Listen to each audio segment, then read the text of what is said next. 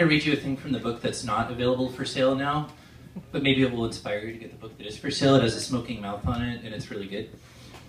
So I was going to read a thing. I didn't know that I was going to be like the first reader, so I prepared a reading that was about like someone getting kind of beat up. The show with that. So I'm going to read about the dead instead. So this is a story called Skeleton. It's from my collection, The Black Emerald, and we will begin. Rob bought Katie the skeleton for their 3-month anniversary. She was 15 and in high school. He was 25 and already in med school. It's kind of a warning, he said. Katie spread the cottage cheese evenly across her lettuce leaf. I don't know what you mean by that, she said. Think about it, said Rob, as he wrapped her on the clavicle with his class ring. She broke up with him. Katie could read hearts, and she knew that he was just into her because she had cool hair, was weighed down by her big breasts, wide hips, was crazy in bed, and knew who Edgar Allan Poe was, even though he did not.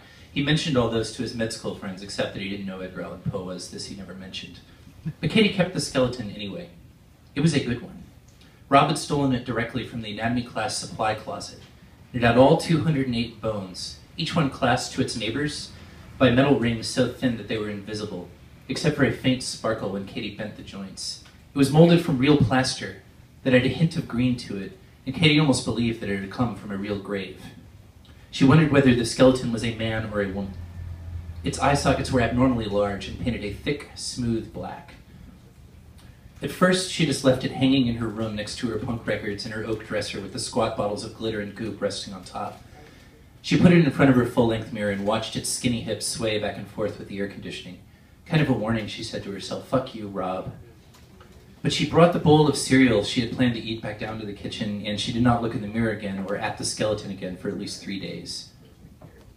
Her friend Lorrea invited her to a party that she was having at her house while her parents were at the crafts fair in Portland.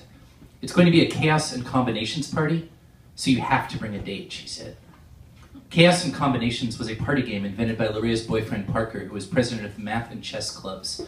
The game was played by an equal number of boys and girls. One boy and one girl would get together and submit the names of another boy and another girl, who were, it was thought, an ideal combination.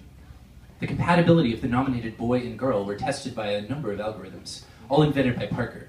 Analysis of birth date, star sign, grade point average, height, kissability, and a number generated by the answers to a complicated and invasive 5-question personality survey. All of these calculations resulted by some numerical alchemy of Parker's in a single number from negative to positive 5. If the number was anywhere above a 2, the nominated couple had to make out. At least to second base, read Parker's rules, before the eyes of their peers. If the number was a 2 or below, the boy and girl who had initially nominated the couple had to do the same as a penalty for reckless nomination. The game never went more than 2 rounds before dissolving into groups of osculating, groping teens in the more comfortable rooms, people who loudly complained about how stupid the game was, all huddled around the beer cooler in the kitchen. Parker had invented this game in order to finally get laid. It had worked. Katie hated Chaos and Combinations because she was always nominated and she was always ranked above a 2. She glared at herself in the mirror. Her hips were marshmallows, her breasts pillows, her lips the chocolate mints beneath, her whole body a cuddly stuffed animal for the boys to hold and suck their thumbs. But she told Lorrea that she would attend. She took the skeleton down from its hook. She held it out at arm's length. It was only slightly taller than her and looked, she had to admit, rather dashing. She took her father's red job interview tie from his closet and put it around the skeleton's neck. Better still. Then she ripped a hole in the waist of her mother's floral sundress, threw it on, and in a few minutes she was ringing Lorea's doorbell, the skeleton's arm thrown around her shoulder with a cavalier air. "Oh my God, Katie," Lorea giggled. "Hi," said Katie as she barged in with the skeleton, avoiding the kitchen. Everyone nominated Katie and the skeleton in the first round, but there was some difficulty in running the numbers on the skeleton. "Work with me," said Parker as he punched the buttons on his graphing calculator. "Do you know its date of birth? Do you know whether it studies?" "This is taking far too long," said Katie, and she shoved the shoulders of the skeleton back. It collapsed with no resistance, and straddling its ribs in the job interview tie, she pressed her open mouth against its merry green teeth. The boys hooted and cheered. The girls shrieked with laughter. "Katie, you're too much. Katie, you're so crazy and random." But Katie kept making out with the skeleton, thrusting her pierced tongue against its fixed grin with a clack, thumping her floral-shrouded pelvis against its spine, and slowly the laughter and the cheering began to die down, and all of the students went into Lorea's kitchen for a beer, muttering to themselves. With no one to watch, the game became less interesting, and Katie eventually stopped. She pressed her hand against the skeleton's breastbone to calm what would have been its racing heart. With her other hand, she gently wiped away the white lipstick that had stuck to the green bone. Then she went to the kitchen and bit the loose top off a bottle of beer. "That was so hot," she said. "Did you all see that?" "Oh, Katie," said Loria, "what are we going to do with you?" Parker laughed. Everyone else joined in, and the conversation turned to a group recollection of things Katie had done in the past, declaring Wear a Wig Wednesday at school and honoring it for 2 full months, putting on an ancient mariner outfit and waylaying classmates on their way to English class, standing along the gray brick wall of the car wash in a black bikini and screaming at the whipping blue wiper blades until her cheeks got red while friends cooed and whispered beyond the windshield glass. "We don't need them, do we?" said Katie as she drove herself in the skeleton home in her father's rusty coupe. "No, we don't."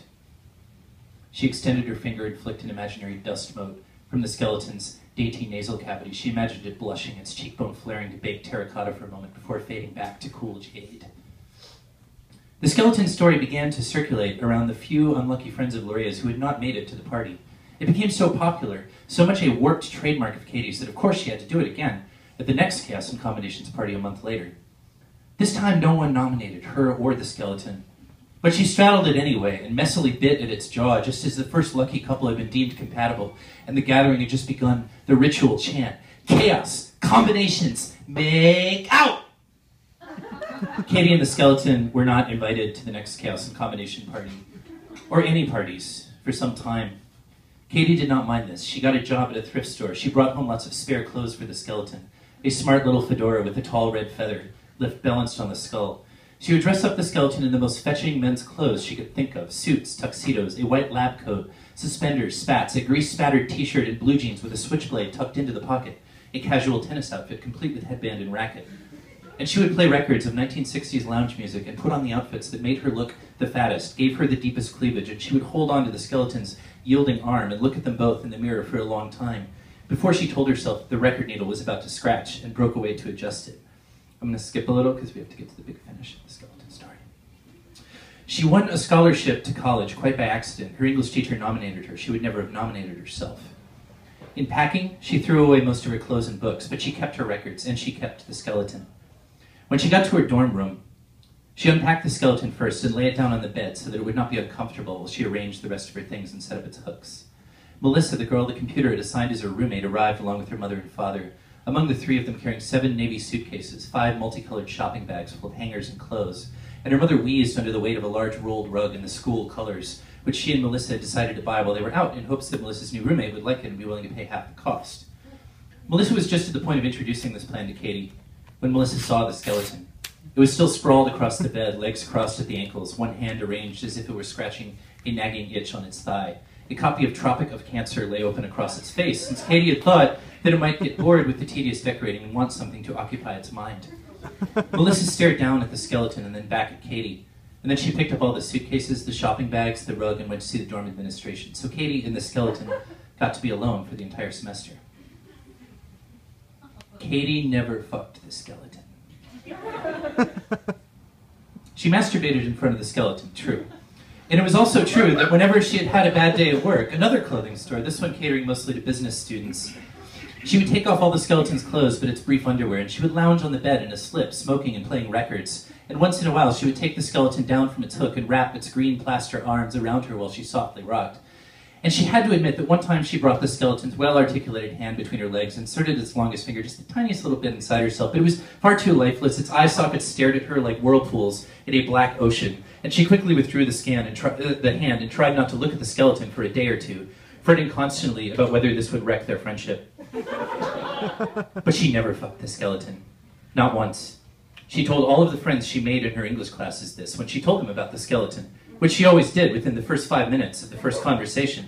And she was so insistent in her affirmations that no, never had she, nor would she fuck the skeleton. I mean, how could I? Really, that's so preposterous that I would never even think of it. I mean, really. Most of her friends stopped returning her calls after a few nights of amusement at her expense. She kept on going to class, filling notebooks that no one but the skeleton got to read.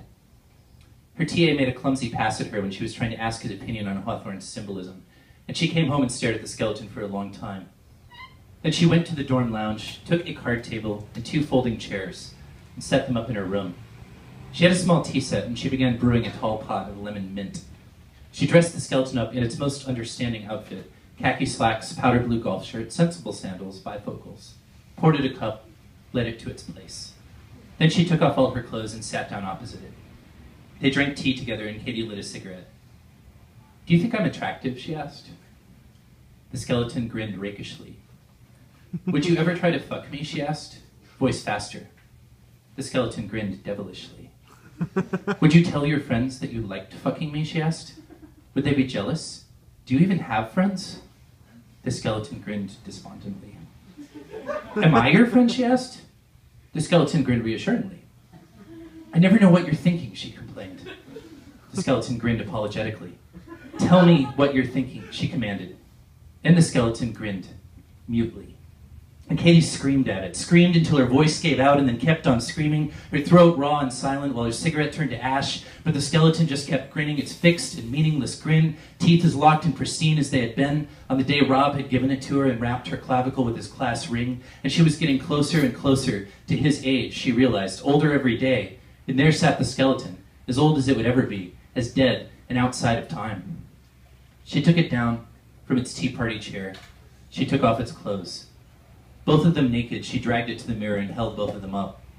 She could see her bones beneath the surface of her shrinking flesh, still too thick, too soft, too much, and if she squinted, she imagined that the skeleton was covered with flesh too, like her own, but gentler, more neutral in the way it smoothed and accented its bones. She held it beside her, she held it in front of her, covering her own reflection. She held it to her tightly. She put one of her records on the player and lowered the needles. Doctor's Orders by Carol Douglas. She sang along as she pulled the skeleton around the room with her, its long, gaunt hand with its silver joints pressed into her heavy waist and its eye sockets looking down into her mop of hair with that certain look, that come hither shine. "Doctor's orders say there's only one thing for me," Katie sang to it as they whirled, sending its legs out in a wide, rattling sweep. "Nothing he can do because only you can cure me." She dipped. Its head rolled back on its neck. Both of them grinned. But only she laughed hard and for a long time. And later they had popcorn and she read it, what she had written. Thanks.